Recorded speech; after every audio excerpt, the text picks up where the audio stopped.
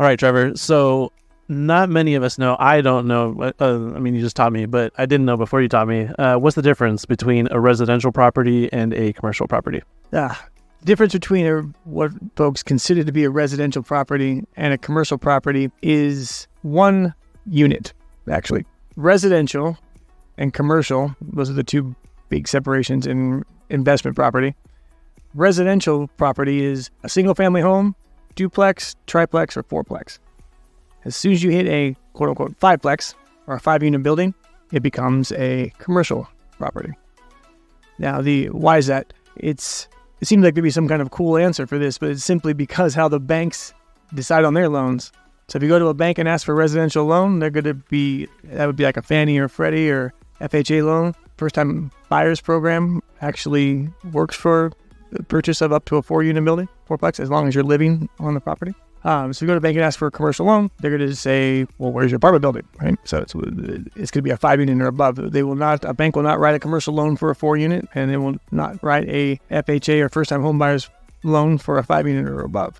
What does that mean? First, it means, and this is how I learned, I found a smoking deal on a fourplex in San Pedro that I wanted to syndicate years ago. And that was before I knew that you can't really syndicate 4-unit buildings because it's a residential loan. And that means if any of the investors you had would have to, every single one, qualify individually for the purchase. So you couldn't, and so it'd be as if you and I were going to buy a fourplex together, you'd have to be able to pay for the entire loan yourself and float it based on your qualification, as so would I. Whereas in syndications and commercial loans, 5 units and above, the banks look at the strength of the property, what the rent roll is, what the rents are, the potential business plan, as well as the strength of the managing member who's putting the syndication together.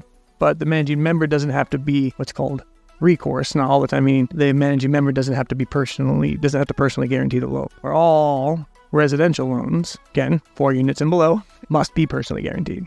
Not to say that lending now doesn't have those kinds of stipulations, but when lending was easier in the before time, post-COVID, you could get non-recourse loans on 5, 6, 7-unit buildings without putting everything on the line. Now, if you're going to be buying and playing in the market, you have to sign pretty much your life away as a personal guarantee. Does that mean you shouldn't buy real estate? No, it does not.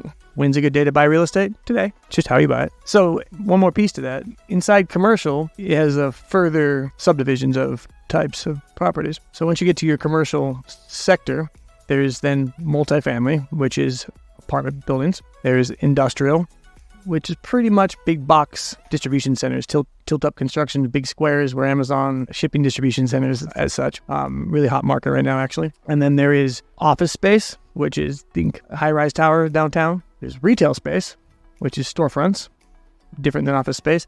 And then there's one more, which is medical space.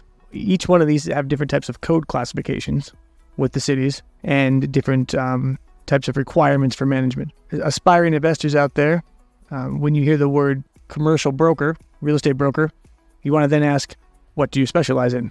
Because there's definitely, I have friends that specialize in industrial, multifamily, or office. And once the brokers get farther enough along in their careers, they generally pick a specialty, similar to a doctor. At Beachfront, we are heavy in the multifamily. That's multifamily market rate and affordable housing.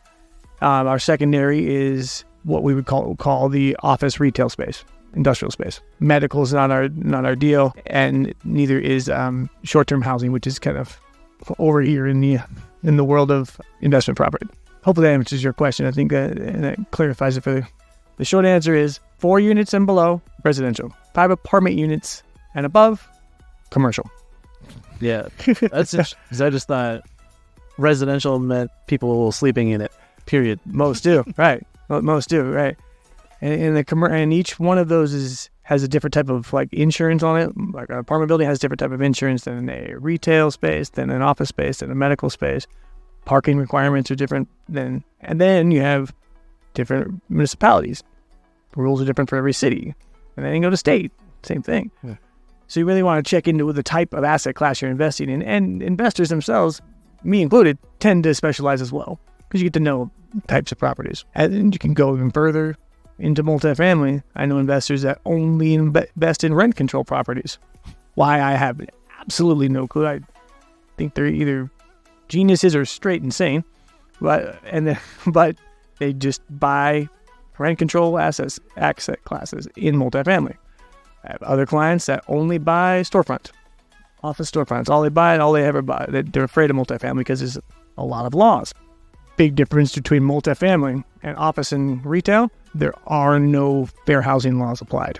And that's a big consideration. You don't have to worry about civil rights. You don't have to worry about tenant discrimination or habitability issues. That are all things that must be considered with multifamily. On the flip side, how many office buildings do we see sitting around vacant right now? A lot. Multifamily is where the money is, in my opinion, if you have the right property management company and the right team in place to oversee it and maximize its ROI. You also said something about industrial space, and that's kind of like a booming market at the moment. Why? It is. What's going on? But here as we stand, post-pandemic sort of, in 2023, in the summer of 2023, office space and retail space were hit hard during COVID. It hasn't come back too much from that. It's still kind of reeling with that, especially retail. During COVID, industrial space became a real big item because, how much Amazon were you buying? Right. Right? Amazon was at my door at least 3 or 4 times a day. One of my neighbors during lockdown, we were having a contest on how many packages a day we got and yelling at each other through masks. You're sick. We see you. That's number 5 for the last 5 hours. And so they need to have distribution space and channels. And you have places for the large shipments to come off the containers and for them to be divided up and put on the trucks.